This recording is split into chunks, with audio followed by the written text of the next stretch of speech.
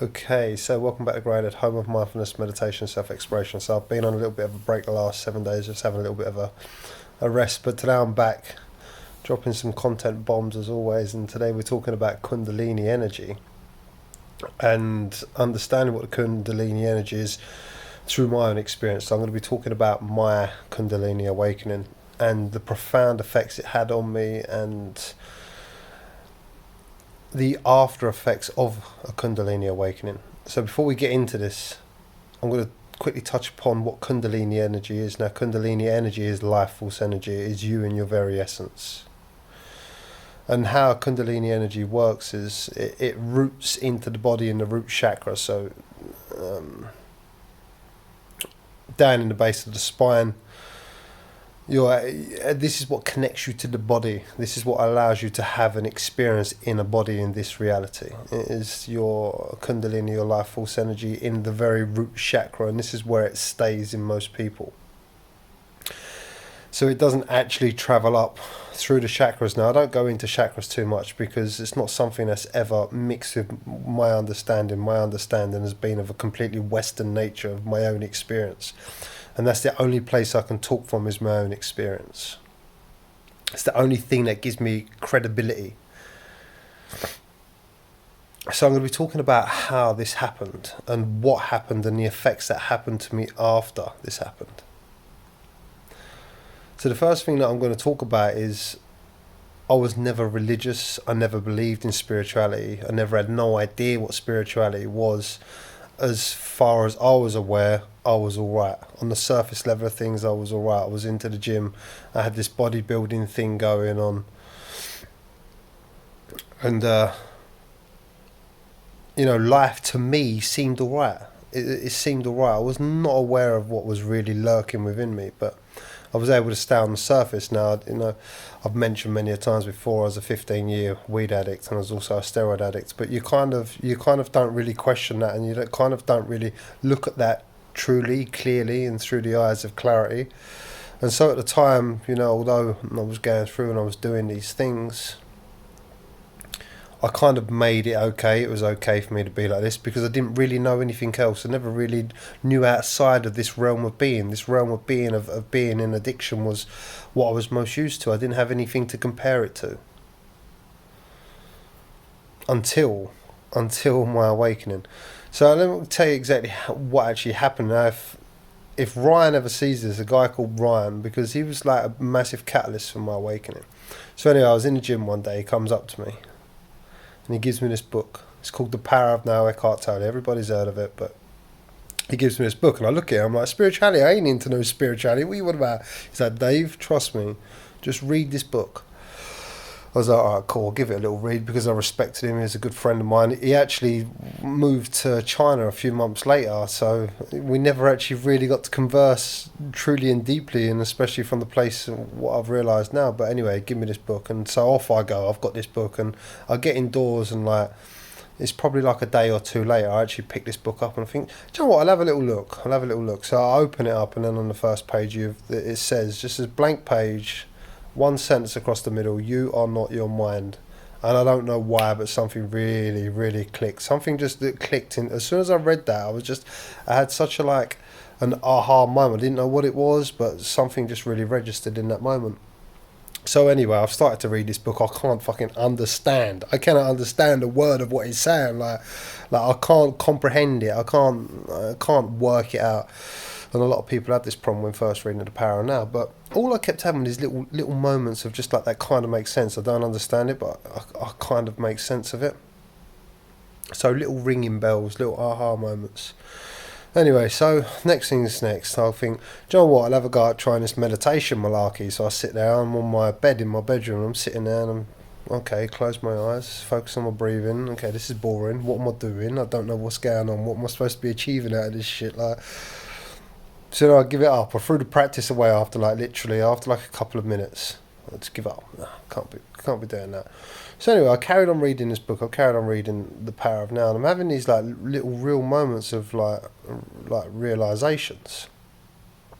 And I'm going to get to the point where I actually had my Kundalini awakening. I'll talk a little bit about the after effects of that. So I'm now becoming more open. I'm reading The Power of Now. So obviously I'm taking in information and it's creating little effects within me. There's nothing big and profound happening at the moment. I'm just having little moments of realizations. So I'm sitting on the couch one night and, I'm beginning to question a little bit about what's going on. Who am I? Who am I? What's my mind? Who's this sense of self? And then I have this thought that comes into my head. And for the first moment in my life, I had a different perspective. This thought that come into my head, and I will never forget this moment in my life, because it was the moment my whole life changed. Have this thought come into my head.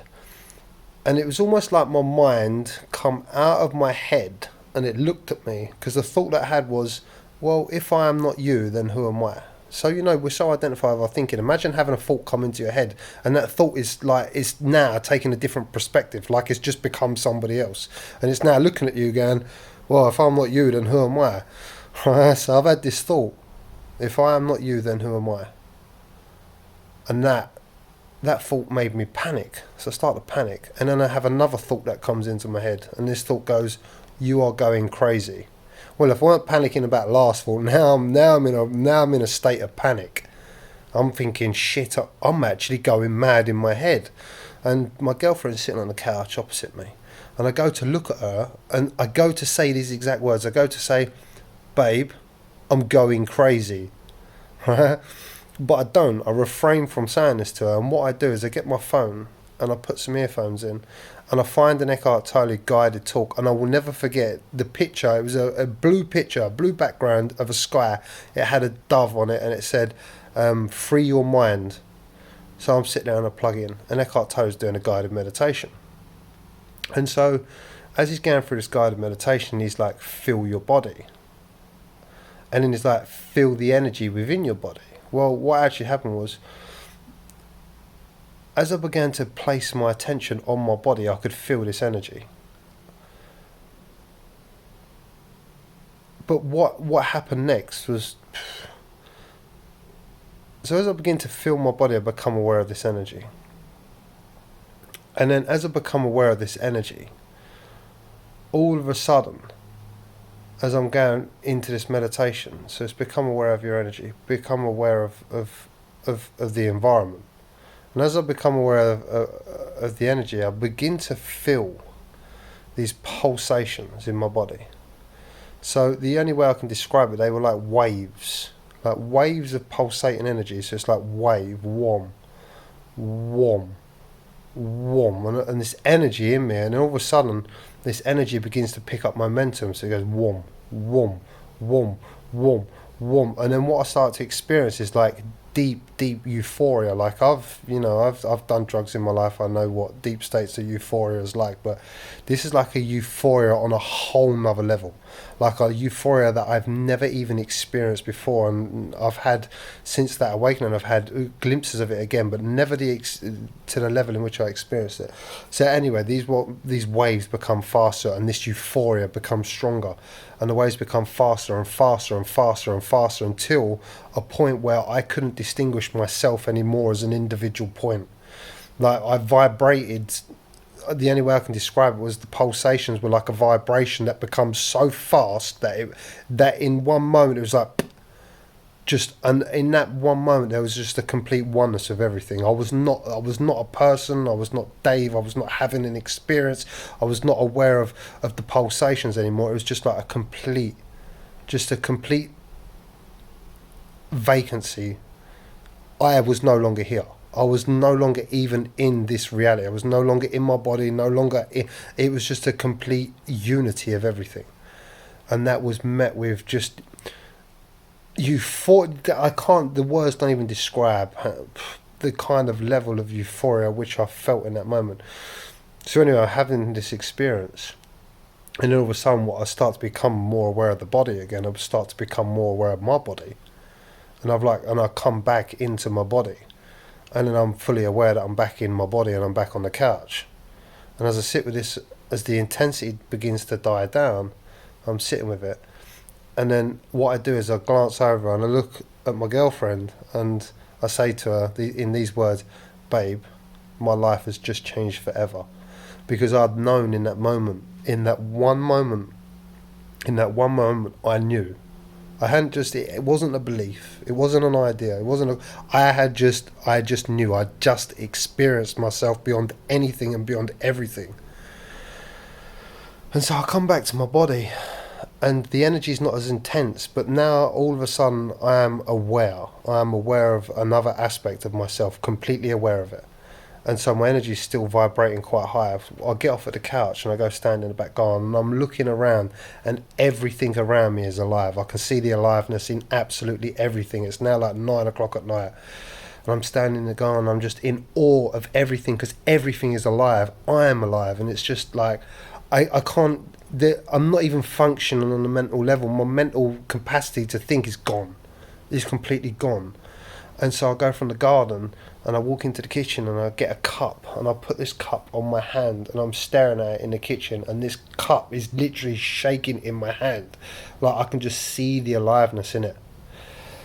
And this went on for like 3 hours. I couldn't even understand what was happening to me. It was just to experience it like that.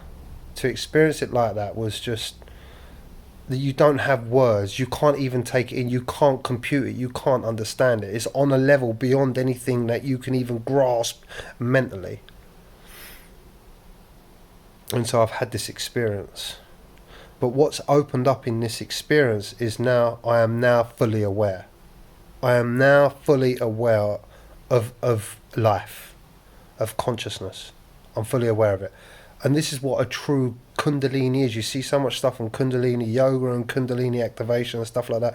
Now, I'm not saying you can and you can't and whatever, however anybody goes about it, but understand what a Kundalini awakening is. A Kundalini is when the energy that is coiled up within you travels all the way up through all of the chakras, and it connects with the divinity, it connects with the consciousness. It realizes this essence. A Kundalini awakening is a full-blown, blown open psychic experience where you're just completely blown open to the cosmic nature of what you truly are. And in that, after that happened in my life, this was when a monumental shift began to happen. And I'll talk about it in later videos, but I don't know how many people get to awakening, what kind of levels they experience it, and how they go about experiencing it. But my awakening was a full-blown realization in one moment. But what I'm going to talk about in other videos is what actually happens after Kundalini energy awakens, because you don't just you realize divinity, you touch upon your essence. But then there is the process of undoing all of the energetic charges in which your consciousness was confined to, which is your sense of self. And so I'll do some more videos at a later point. But I'm going to have to cut this one here because I'm going to run out of video time. But I just wanted to share that little bit of an experience with you, because it really creates a light between what people might think is a belief and an experience. When you believe in something, you have an idea. When you experience something, you have the actual experience of it. And they're two completely different things. Just know that we're all divinely connected. Much love.